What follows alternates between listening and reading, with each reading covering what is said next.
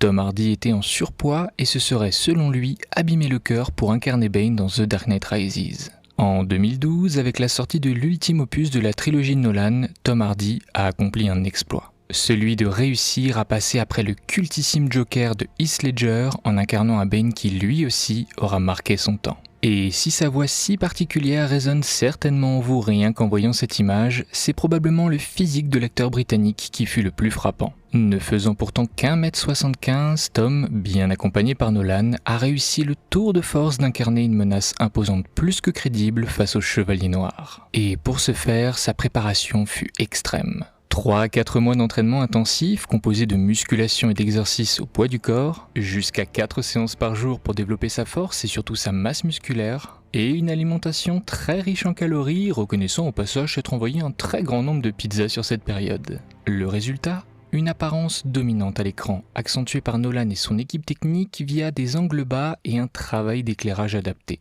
Sur la balance, Tom Hardy a expliqué avoir pris plus de 30 livres grâce à ce programme, ce qui correspond à près de 14 kilos. Mais cette radicale transformation lui a aussi laissé des séquelles, reconnaissant que ce ne fut pas bon pour son cœur et qu'il ne se sentait d'ailleurs pas bien pendant le tournage, évoquant un certain surpoids. Avec le temps, il a également admis ressentir depuis ces différentes transformations plus de douleurs, notamment articulaires, ainsi qu'une moins bonne récupération en général, plaisantant sur sa difficulté à porter ses enfants. Voilà donc les efforts et sacrifices que peuvent représenter le fait de donner vie à l'écran à nos personnages préférés. Et même si on n'est pas prêt d'oublier son Bane, c'est fou de se dire que